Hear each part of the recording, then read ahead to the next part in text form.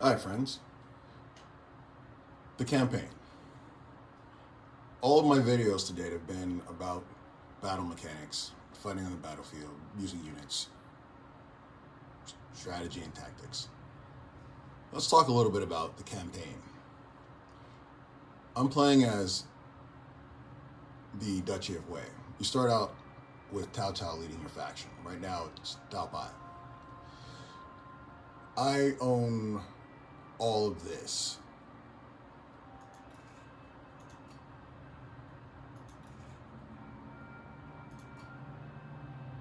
I started out here with this one province. And mostly through diplomacy. I fought quite a few battles, but mostly through diplomacy, I've been able to secure all of this.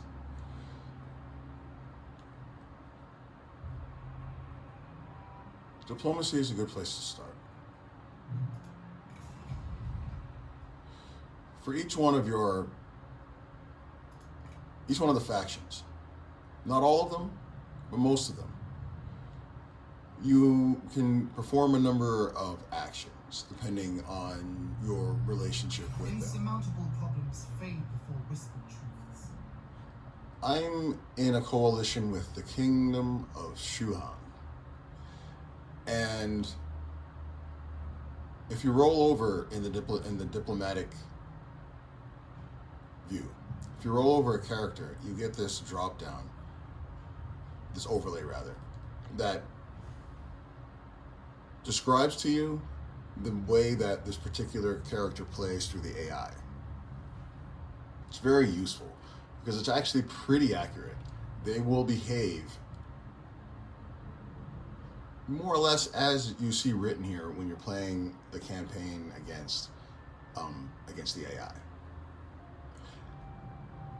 These flags right here all represent different factions, and these menu items here all represent different statuses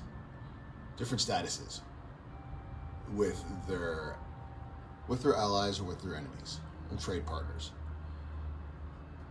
You also get to see what your current relationship is with them. It's based on attitude, and this is something that you really want to take particular care to be watchful of, because you can have somebody who you think is an ally get mad at you for making a decision like, say, if I were to vassalize Queen Lenning, which I'm thinking of doing, I really have to appease this guy first, because if not, what'll happen is Liu Kang is going to decide that he doesn't want to be in the coalition, and he might go to war with me because I'm a strategic threat.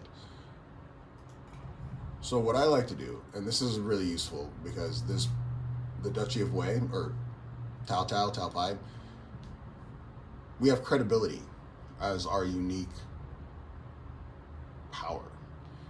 What it does is it allows you to have more pull or influence in diplomatic encounters. And this is really useful if you're playing this faction, to simply go over there and be an envoy, be a diplomat, and just start saying, hey, A sign of good character. let's go get some dinner, let's go have a drink, and start smoozing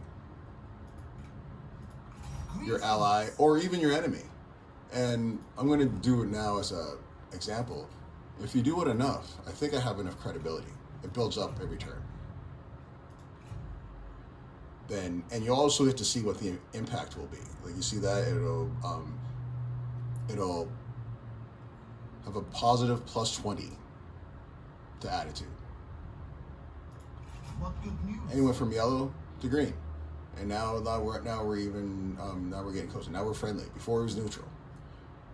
This is a very important ally, so I'm actually going to spend all of my... Whoops. I think I might hit the wrong one there. I'm going to spend all of my credibility on making him feel all right. You know what? I'm not a threat. I'm not taking over all these territories. I want to eventually take over you. And I think I've spent all of... Okay, so I've spent all of my credibility. What this allows you to do is now you can make other deals, because some of the deals you can make are kind of based on your relationship with them. And when you propose something, see, like, look, propose vote for transitioning to a military alliance. Positive factors: my military strength. However, my base diplomatic stance is a severe drawback for this person. So I'll have them do a lot in order to do that. We were actually in an empire before, and things kind of just didn't. Things kind of fell through, and then we ended up deciding to reform a coalition. The map is kind of dense. X zooms out, Z zooms in. You can do it in increments, or you can hold it. Now, each one of your settlements. Let me get out of the diplomatic phase. And before I get to settlements, I'm not going to jump around too much. What I'm going to do is I'm going to actually follow these menu items up here. So while I did start with diplomacy, let me go to your faction summary. A lot of people don't even look at it. This gives you a quick, at a glance picture of the empire itself and your place in it. I'm trying to become a king. I'm close. Really close, actually. And things are going well. This lets me know what my current buffs are at the nation level or faction level. This lets me know how many reforms I've studied, my food, so on and so forth. And if you get the statistics, it will let you know who your most notable characters are. Sun Ren's kind of like definitely pulling it in for the next generation. One Eye, Zhou Dun, was a beast. He won every single duel I ever put him in. That's kind of nice right there. And if you like to look at stats, this is really cool because you can see how you're performing. Moving on to the next menu item. Oh wait, before I leave, on this page you also see what your special buildings are. Like Tunchian conscription, I build that in almost every settlement, like right at the beginning. It boosts your food and it makes it easier to build armies. Farming garrisons, and then you have like unique troops that are unique just to your faction. And then it also talks about credibility being your faction's unique resource.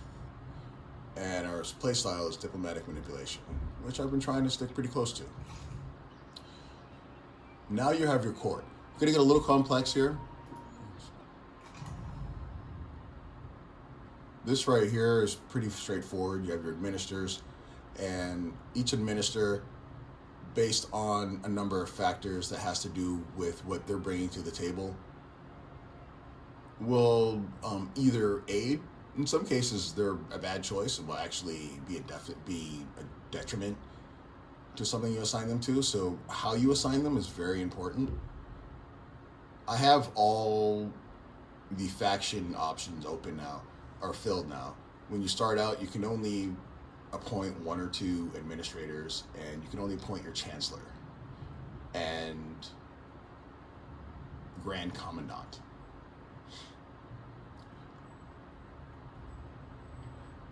You see a number of like potential candidates for your court up here in the top, and then your current court is listed out here if they're not one of your administrators. Family tree. This is super important and super overlooked. People kind of overlook it because you wonder, well, whatever, it'll manage itself. It will not manage itself. You need to make sure that your generals marry, your daughters marry, and your heirs marry. If you don't, you end up having a deficit in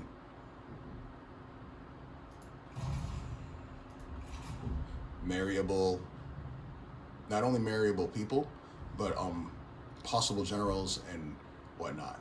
You just don't have enough. You don't have enough manpower, so you end up with a leadership issue.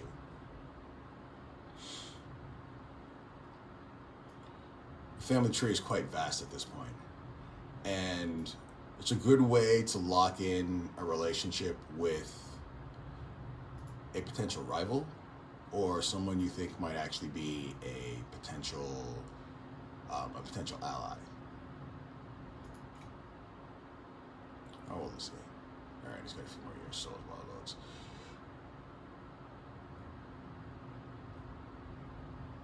Actually, I think I'm going to do this. Oh, this is perfect. Let's see.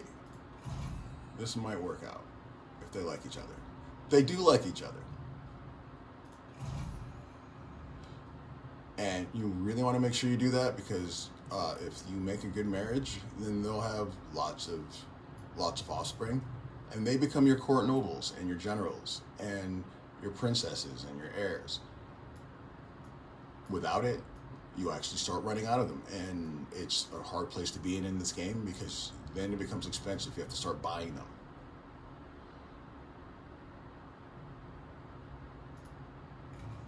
Characters.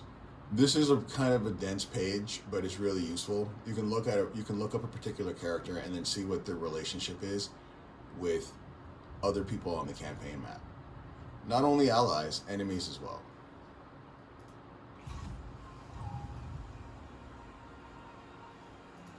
All your weddings are announced, of course.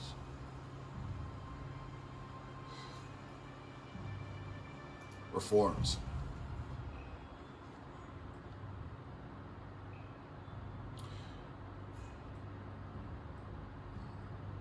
They build and stack on what came before. So in order to get to unique regional inspectors, you have to start out with Bureau of Banditry, for example. And things evolve along branches, hence the tree metaphor. Read every single one of them, and more important, read these. If you hit the question mark up in the upper right hand corner, it flips. The overlay flips, and you get this card with all this information about whatever it is you're looking at. Very handy, and it helps you decide what you might want to do next, because it's more or less 4 different branches: trade and diplomacy, economy, government, military, 5, and farming.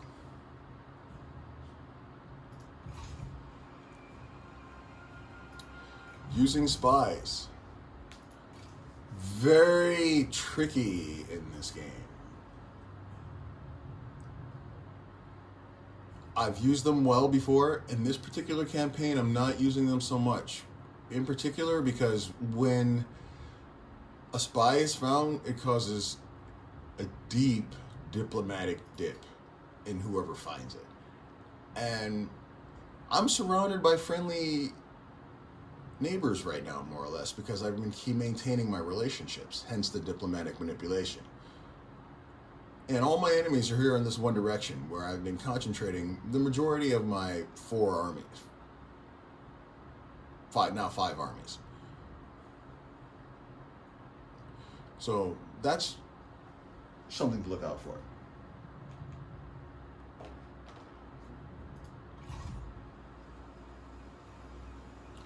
Records will let you just see things that have happened, and sometimes they give you detail, sometimes they're rather sparse in the detail.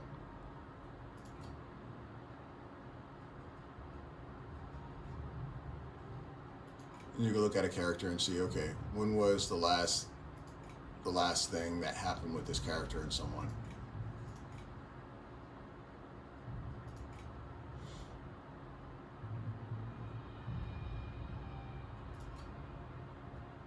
Clear filter. It's kind of handy if you want to see a interesting card about something you did. Treasury. This is where you manipulate your tax. I leave my tax flat, and I tend to manage through management. Why? It becomes a really slippery slope when you start manipulating your tax rates and trying to build money that way, because then you find yourself kind of being seesawed by the tax rate. Invoking your council, very useful. I'm trying to do all of them and before I re-invoke. They give you lots of cash bonuses and whatnot. I'm at the size now where, as long as as long as I continue to manage things well, I'm not going to run into money issues. Hopefully, up in the upper left-hand corner, you get this. All of these elements, if you roll over them, will give you an overlay with more detail.